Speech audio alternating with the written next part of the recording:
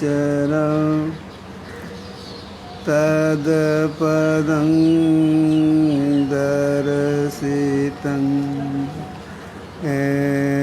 तस्मै श्रीगुरुवे नमः। नमो नमो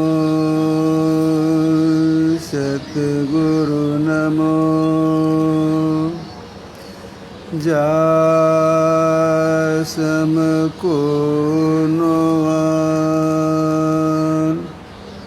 परम पुरुष होते अधिक गावै संत सुजान। धन्य धन्य सतगुरु सुखदायक महिमा कही न जाय।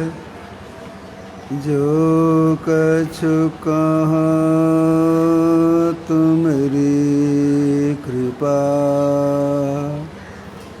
मोते कछु न बसा।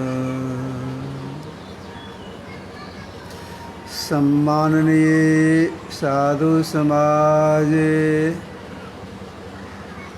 धर्म प्रेमी सज्जनों, माताओं एवं बहनों, अभी हम लोग पूज्य गुरुदेव की जयंती मना रहे हैं। उनके जीवन संबंधी बहुत सी बातों को सुन समझ रहे हैं। गुरुदेव एक बार सत्संग का प्रचार प्रसार करते हुए दार्जिलिंग गए।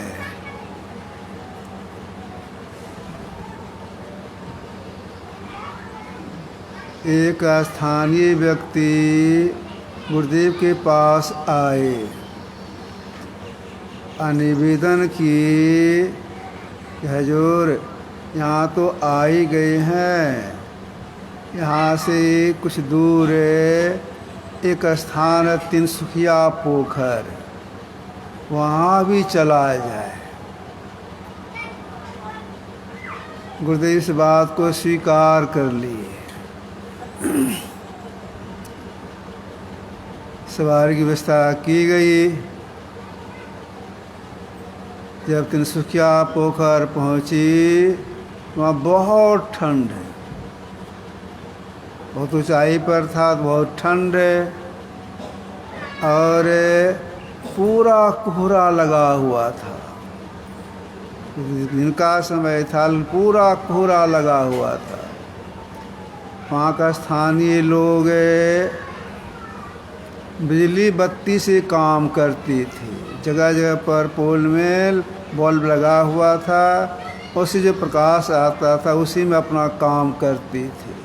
पूरा कोहरा लगा हुआ था। गुरुदेव वहाँ गए, इनका भव्य स्वागत हुआ, थोड़ा सत्संग भी हुआ। इसके बाद वहाँ के कुछ सत्संगी प्रेमी गुरुदेव से प्रार्थना की, हजूर यहाँ आए हैं, निशानी के रूप में एक वृक्ष लगा दिया जाए। कहा ठीक व्यवस्था कीजिए। वही लोग पहाड़ पर ही गैचा से कुछ गड्ढा किए, एक जंगली वृक्ष को लाए। इसके बाद गुरुदेव से निवेदन किया, हजूर व्यवस्था हो गई, चला जाए। तो मैं गुरुदेव को व्हीलचेयर पर बैठाया, साथ में एक लोटे में पानी भी ले लिया, आसन पात्र भी साथ में लिया। कुछ राम लगन बाबा व्हीलचेयर चलाने लग गए, साथ में कुछ संसी बाबा और जो साथ में सेवा में थी सब वहाँ पर गए। पूरा कोहरा लगा हुआ है। समीप के लोग उतना दिखाई नहीं पड़ रहे हैं। वहाँ के लोगों ने कहा, हजूर यह गाछ लगाना है, आप गाछ को छू दीजिए। गुरुदेव पर बैठे हुए थे, गाछ को ऐसे देने हाथ से छू दिए। आज्ञा दी, अब इसको मिट्टी के नीचे गाड़ दीजिए। तो वृक्ष की जड़ को गड्ढे में रखा गया। गुरुदेव की आज्ञा हुई, चारों तरफ से मिट्टी दे दीजिए, तो दे दिया गया। पहाड़ सड़ा हुआ था, दे दिया गया। मैंने निवेदन किया, हजूर वृक्ष तो लग ही गया, इसे पानी दे दिया जाए। गुरुदेव तो अति वृद्ध हो गए थे, चलो बैठे हुए थे। तो मैंने लोटा के पेंदे को गुरुदेव की हथेली पर दिया, नीचे से सहारा दिया। मैंने कहा जब बैठे थे यहीं से पानी नीचे गिरा दिया जाए। पूरा कोहरा लगा हुआ है। और गुरुदेव जैसे लोटा को उन्हा करके पानी गिराने लग गए वृक्ष जड़ में, उसी क्षण कहाँ गया कोहरा पता नहीं, सूर्य का पूरा प्रकाश हो गया। सब लोग जय जयकार करने लग गए। जब तक धीरे धीरे पानी गुरुदेव गिराते रहे, पूरा प्रकाश रहा, सूर्य पूरा उगता हुआ रहा, उगा हुआ रहा। और जैसे लोटे का पानी समाप्त हुआ, फिर पूर्वत कोहरा लग गया। अब देखिए गुरुदेव का छोटा सा कार्य पानी डालना, उस दृश्य को देखने के लिए भगवान सूर्य प्रकट हो गए। तो जो महापुरुष होते हैं उनके दर्शन करने के लिए देवी देवता महापुरुष भी आते हैं, संत लोग भी आते हैं। गुरुदेव गए हुए थे पटना, प्रातःकाल का सत्संग हुआ। जहाँ ठहरे थे वह बगल में बगल का कमरा कुछ बड़ा था, हॉल सा था। गुरुदेव बोले हमसे कि हमको ले चलो उस हॉल में। तो हॉल में बैठने के लिए मैंने व्यवस्था कर दी, एक सोफा सेट कुर्सी रख दिए, आसन लगा दिए। जब गुरुदेव को वहाँ ले गए, उस पर बैठा दिए, तो वह हॉल था पूरब मुँह से। अब मैं गुरुदेव को बैठाया उत्तर मुँह से, ऐसे उत्तर मुँह से बैठाया। और मैं गुरुदेव के समीप नीचे में पश्चिम मुँह से बैठ गया, कुर्सी के नीचे में। और गुरुदेव चुपचाप आँख बंद करके बैठी हुई हैं। अब हमको लगता गुरुदेव प्रेरणा से ही हम ऊपर ताकने लग गए। जैसे हम ऊपर अपनी नज़र को करते हैं तो देखते क्या है, खुला आकाश है, छत नहीं है। हम सुना रही छत तो था, छत क्या हो गया? केवल द्वार खड़ी है, छत तो है नहीं, छत हो गया क्या? हम आशीष से देख रहे हैं, इतने में होता क्या है, उत्तर तरफ से 4 महापुरुष पद्मासन लगाए, जिससे कि गुहिया स्थान दिखाई नहीं पड़े, खुला बदन पद्मासन से लगाए, ठीक सामने आकर के दीवार ऊपर में आमने सामने स्थिर हो गए। ये चारों गुरुदेव को एकटक से देख रही हैं। और गुरुदेव अपना आंख बंद किए हुए हैं। मैं उन चारों को देखा, अगर गुरुदेव को देखते आंख बंद किए हैं, फिर उधर देखते तो चारों गुरुदेव को देख रहे हैं, इधर देखते गुरुदेव का आंख बंद है। 3-4 बार मैं उन लोगों को देखा, 3-4 बार गुरुदेव की वो देखा, गुरुदेव की आंख बंद है। अब ये चारों देख रहे हैं गुरुदेव को। एक आए गुरुदेव अपनी आँख खोल करके जिसे ऊपर निहारती है, नजर मिला। ये धीरे धीरे चारों महापुरुष जिस आए थे उसे जाने लग गए। मैं देख रहा हूँ, जा रहे हैं। एकाएक अदृश्य हो गए, छत लग गया। अब देखिए ये 4 ऋषि कौन थे? अभी हम लोगों ने पाठ में सुना, भगवान राम बागीचे में टहलने के लिए गए थे तो 4 ऋषि आए थे जिनका स्वागत किए भगवान श्री राम।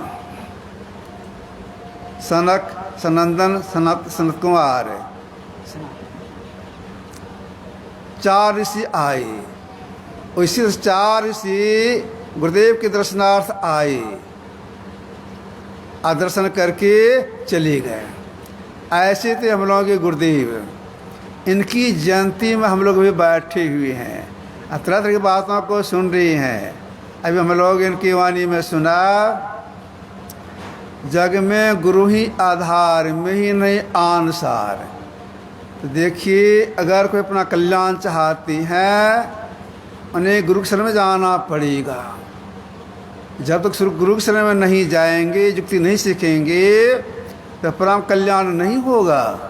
जितनी बड़े बड़े ऐसी आस्था होनी चाहिए, ऐसी आस्था होनी चाहिए कि गुरु परमात्मा का सगुण साकार रूप हैं, यह श्रद्धा होनी चाहिए। गुरु परमात्मा का सगुण साकार रूप हैं, यानी ये मनुष्य ऐसे नहीं, परमात्मा का सगुण साकार रूप है, यह श्रद्धा होनी चाहिए। कबीर साहब ने कहा है, गुरु साहब करी जानिए रहिए शब्द समाए, अब मिले तो दंडवत बंदगी पल पल ध्यान लगाए। गुरु को परमात्मा जानिए। तो देखिए, जो गुरु के शरण में आ जाती हैं उनका बड़ा कल्याण होता है।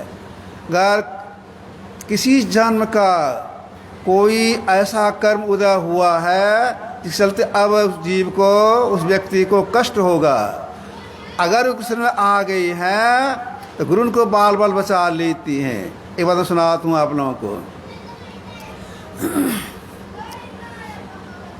एक बहुत कोट के महात्मा थे, उनकी सेवा में एक लड़का रहता था। गुरुजी देख लिए इसके पिछले जन्म का कर्म भोगने का समय आ गया है, या तो मेरे शरीर में आ गया है, इसको बचाना है। तो लड़के से बोले कि देखो जी, हमको तीर्थ में जाना है, तो मेरे साथ चलो। कहा चला जाए गुरुदेव। तो गुरु शिष्य दोनों वहाँ से चले। चलते चलते शाम हो गई, आगे जंगल। गुरुजी ने कहा सुनो, आगे जंगल है, जंगल पार कर जाना है, रात जंगल पार करना अच्छा नहीं, यहीं पर ठहर जाओ। तो दोनों वहीं पर जंगल किनारे ठहर गए। संध्या वंदन किए, कुछ खाने समाते हुए भी खा लिए। अब सोने की बारी आई। गुरुजी ने कहा देखो, हम लोग दिन भर के थके मांदे हैं, अब बगल में जंगल है, एक आदमी जगो एक आदमी सोवो। कहा ठीक है गुरुदेव, आप थके मांदे हैं, वृद्ध हैं, आप सो जाएं, मैं जगा रहूँगा। कि नहीं, पहले तुम सो जाओ। कि नहीं गुरुदेव, आप थके हैं, आप सो जाइए। तो सुनो, मैं तो सोता हूँ, लेकिन जब आधी रात हो जाए तो हमको जगा देना। समझा? हाँ समझ गए। जब आधी रात हो जाए या तारा यहाँ आ जाए तो हमको तुम जगा देना।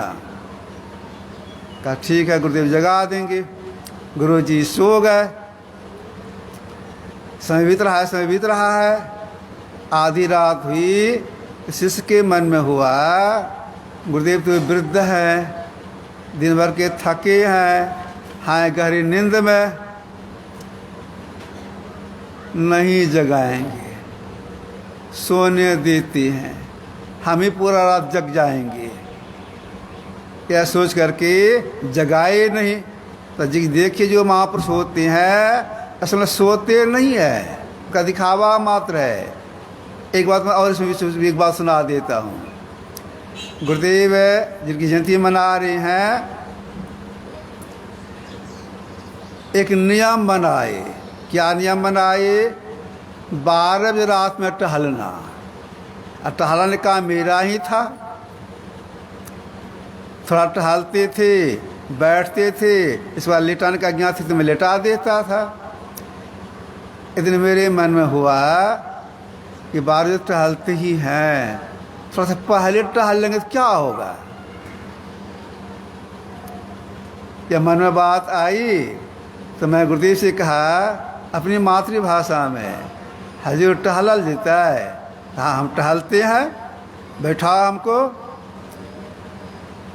तो वो लेटे हुए तो उनको बैठाए, हाथ में लाठी दिए।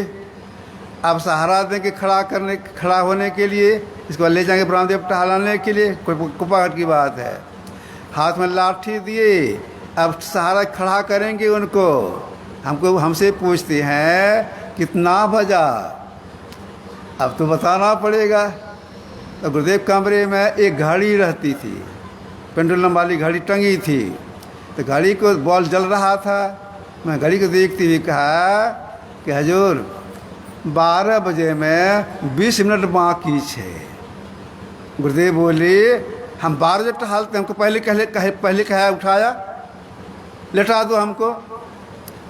तो जैसी आज्ञा हुई, लाठी हाथ से लिए, घर कोने में रख दिए, धीरे धीरे को लेटा दिए। तो जैसे लेटाए हमको ऐसा लगा कि गहरी नींद में चली गए, खराटा लेने लग गए। एक सत्संगी दिए थे गुरुदेव की घड़ी, जेब घड़ी, उस घड़ी को मैं उनके सिरहाने में रख दिया था। तो मेरे मन में बात आई, उलट कैसे देखें दीवार में तो उसका समय लगेगा। ठीक 12 बजे हम कहेंगे इनको टहलने के लिए जाने के लिए। तो क्या कि गुरुदेव के सिरहाने से धीरे धीरे हम घड़ी निकाल लिए, अपने हाथ में रख के घड़ी को ठहनिया दे करके मैं वहीं पर बैठा रहा। उधर गुरुदेव खराटा ले रहे हैं, इधर मैं घड़ी देख रहा हूँ। जैसे 12 दोनों सुई आएगी तो निवेदन कर देंगे हजूर चला जा टहलने के लिए। जैसे दोनों सुई 12 पर आया, मेरे कहने के पहले बोल दिए अब ले चलो टहलाने के लिए। हमको ऐसा लगा तो सोए नहीं थे, ये घड़ी देख रहे थे। तो जो महापुरुष होते हैं वैसे असल में सोते नहीं है। तो मैं जो कह रहा था कोट के महापुरुष सो गए, किसी ने जगाया नहीं। जब आधी रात भी थी, थोड़ा सा आगे बढ़ा, गुरुजी जग गए। अरे मैं कहा था तुमको आधी रात में जगा देना, क्यों नहीं जगाया, क्यों नहीं जगाया? डांटने लग गए। अब किसी से क्या बोलेंगे, क्यों नहीं जगाया? अच्छा जो गलती से हुआ माफ़ है, अब तुम सो जाओ। किसी कहा सो जाओ, तो ऐसे से सो गया, चला गया गहरी नींद में। गुरुजी वहीं पर बैठे हुए हैं। जब से इस गहरी नींद में चला गया, तब जंगल से एक विशीला सांप निकला, बहुत बड़ा सांप, विशीला सांप। अंधार में बैठने पर कुछ दिखाई पड़ता है। तो सांप आया और जो लेटा हुआ था लड़का गले की ओर बढ़ने लग गया। साधु बाबा ने कहा ठहर, उधर कहाँ जा रहा है? सांप मनुष्य की भाषा में बोला, हे बाबा सुनिए, यह जो लेटा हुआ है, सोया हुआ है, इसके पिछले जन्म में सांप जोनी में था, मैं मनुष्य था, मेरे गले काट कर गर्म खून मेरा पिया है, हमारी मृत्यु हो गई, तो मैं आ गया सांप जोनी में। अभी यह बना है मनुष्य, तो हम इसका गला काट के इसका गर्म खून पिएंगे। कई जन्मों से ऐसा होता आ रहा है। जब जब मैं मनुष्य बनता हूँ तो सांप बनता है, जब हम सांप बनते तो मनुष्य बन जाता है, हम सांप बनते तो मनुष्य बन जाता है। अब कि मेरी बारी है, मत रोकिए। शिष्य के गुरुजी ने कहा सुनो, तुमको गले का गर्म खून ही चाहिए ना? तो हाँ खून चाहिए हमको, हम खून पिएंगे, इसका गरम खून पिएंगे। कठार जाओ। गुरुजी क्या किए, अपनी झोली से चाकू निकाले, कमंडल से गिलास निकाले। इसके बाद से जो चार्चित सोया हुआ था उसकी छाती पर चढ़ गए। जैसे छाती पर चढ़ गए चाकू ले करके, तो सिद्ध की आंख खुल गई।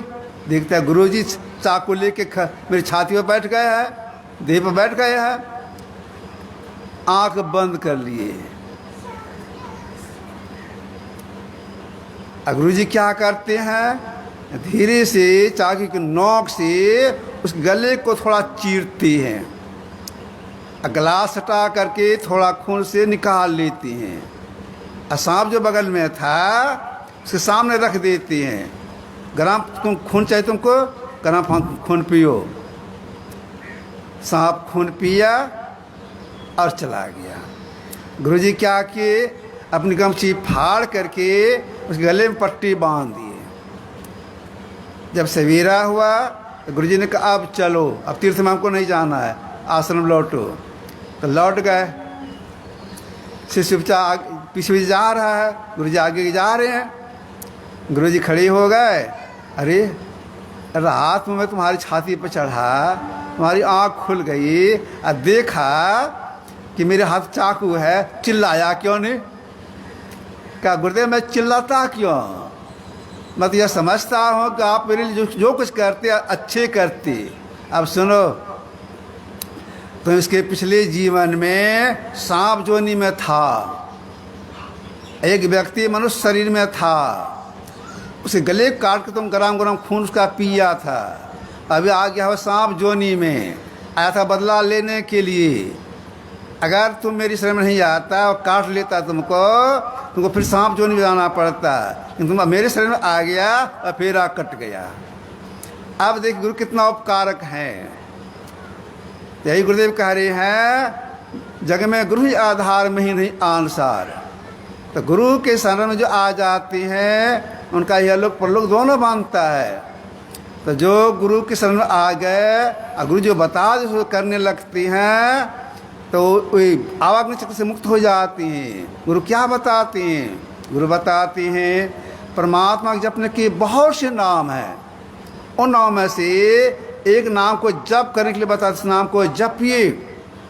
जपने कला बता देते, इस नाम को जप, इस कला से जपिए। अगर वह शिष्य जपता है, ठीक से जपता है, मनोयोगपूर्वक जपता है, तो जपते जपते शिष्य की हृदय शुद्धि होती है। इसके बाद क्या होता है? जपा सिद्धि प्राप्त हो जाती है। जपा सिद्धि में क्या हो जाता है? जपा सिद्धि में जितने देव और देवियां हैं उनके बस में हो जाते हैं। ऐसा मत गुरु बताते हैं। जपा सिद्धि में जपा सिद्धि प्राप्त हो जाती है। जपा सिद्धि में क्या होता है? सब देव उनके बस में हो जाते हैं। तुलसीदास जी महाराज लिखा है कि मंत्र परम लघु जास बस वेदी हरि हर सुर सर्व महामत गजराज का बस कर अंकुश खर्व। मंत्र बहुत छोटा, अगर कोई जप करके सिद्ध कर लेते हैं तो ब्रह्मा विष्णु महेश और सब देवता उनके बस में हो जाते हैं। बैठ जाता है, उठ जाता है, चलने लगता है। तो जो गुरु मंत्र को जपते हैं, जपते अगर मन लग जाता है, अंदर कुछ प्रवेश हो जाता है, जब सिद्धि प्राप्त हो जाती है। बता दिए शिव मंत्र जपने के लिए शिव मंत्र गूंजता है। राम मंत्र बताते हैं, राम मंत्र गूंजता है प्रत्येक रोए से। गुरु मंत्र बताए तो गुरु मंत्र का भविष्य होता है पूरे शरीर में। हाँ, जब करी क्लास जपेंगे तब होगा। एकाग्रता चाहिए जप करने में। कितनी एकाग्रता चाहिए जप करने में? ज्ञान संहिता में एक श्लोक आया है, मनो मध्य स्थितो मंत्रो मंत्र मध्य मन मनोमत समायोगो जप इति धीयते। मन में मंत्र, मंत्र में मन का समायोग हो जाए। मन मतलब लगातार जप होता रहे। जो लगातार जप करते हैं उसके अंदर में एक विशेष अनुभूति भी हो जाती है। इस अनुभूति क्या हो जाती है? एक चिकोट के महापुरुष हो गए गोरखनाथ जी महाराज का एक संस्मरण सुना, उसके बाद इन्होंने क्या कहा है इस अनुभूति के संबंध में उसको कहूँगा। गोरखनाथ जी महाराज अपनी मौज में आकर के एक बार चले गए नेपाल राज, जहाँ राजा घर था। घर के आगे होकर के रास्ता बना हुआ था। गोरखनाथ जी अपनी मौज में आकर के उसी रास्ते से जाने लग गए, आगे राज दरबार से आगे से जाने लग गए। अकेले नहीं थे, साथ में एक पिल्ली को लेके जा रहे थे, छोटा छोटा पिल्ला लेके जा रहे थे। असंजोग से राजा दरवाजे पर खड़े थे, उन्हें नजर पड़ गई, अरे महात्मा जी है और महात्मा के पास में पिल्ली है, बड़ा अच्छा लगता है। अगर महात्मा को दे दे तो हम पिल्ली का अच्छी तरह पालन करेंगे। किनको भेजा महात्मा को बुलाने के लिए? अब महात्मा तो आगे निकल गए, सोच रहे हैं राजा साहब किनको भेजें महात्मा को बुला के ले आवे। इतने में होता क्या है, गोरखनाथ जी फिर उधर से लौटी, राजा साहब स्वयं के पास गए, प्रणाम किए, कहा महाराज जी आपके साथ में पिल्ली है, वो देखने में बड़ा अच्छा लगता है, अब हमको दे दीजिए, हम इसको पालेंगे पोसेंगे। कहा ठीक है ले लो। तो चला जा दरवाजे पर, तो दरवाजे पर आए, पिल्ली साथ में आ गया, बैठने के लिए दिए, बैठ के गुरुनाथ जी महाराज सब परिवार प्रणाम किए सब लोग। जब प्रणाम पाते हो गया तब राजा ने गुरुनाथ से कहा कि महाराज जी एक बात जानने की इच्छा है। तो क्या जानने की इच्छा है? कई वर्ष पहले मेरे माता पिता का देहांत हो चुका है, आप तो महापुरुष हैं, मेरे माता पिता किस जोनी में गए हैं बता दीजिए। गुरुनाथ जी ने कहा तो सुनना चाहते हो देखना चाहते हो सो बोलो। कहा दिखा दिया तो बड़ी कृपा हो जाएगी। कहा ठीक है, देखना चाहते हो कानात से घेरा लगाओ, एक दरवाज़ा रखो उसमें घुसने का। राजा से तुरंत आदेश हो गया, कानात लग गया, एक दरवाज़ा छोड़ा गया। गुरुनाथ जी ने कहा राजा से पहले तुम घुसो उसमें घेर के अंदर में। ऐसा घुस गए। इसके बाद गोरखनाथ जी उसमें घुसने लग गए, पिल्ली साथ में पिल्ली उसमें घुस गया। तो भीतर में हो गए गोरखनाथ जी, राजा और पिल्ली। गोरखनाथ जी ने राजा से कहा गेट को बंद कर दो, जहाँ पर्दा लगा हुआ तो पर्दा लगा दिए। तब पूछते हैं गोरखनाथ जी राजा से तुम देखोगे तुम्हारे माता पिता किस जोनी में गए हैं? तो हाँ देखेंगे। ठीक है देखो। तो क्या कि गुरुनाथ जी महाराज एक टक से दोनों पिल्ली को देखने लग गए। जो घेर के अंदर चला गया था, आँख एक टक से देखने लग गए। जिस देखने लग गए, दोनों पिल्ली उनके माता पिता के रूप में खड़े हो गए। क्या पहचानते हो? हाँ पहचान रहा हूँ, ये मेरी माता जी हैं, ये मेरे पिताजी हैं, पहले इनको प्रणाम करो। तो प्रणाम की। क्या सुनो, इन दोनों से कुछ ऐसा कर्म बना जिसके चलते इस दोनों को पिल्ली में आना पड़ा। इसको देख करके हो गया था हमको दे दें, हम क्या लालन पालन कर सेवा करें। इसके बाद यह कहा करके फिर दोनों को देखे, जो मनुष्य के रूप में खड़े थे दोनों को देखे, ये दोनों फिर पिल्ली बन गए। कहा लो इसकी सेवा करो। ऐसे थे गोरखनाथ जी महाराज। इन्होंने कहा जब कनिष्ठ क्या विशेष अनुभूति हो जाती है? इन्होंने कहा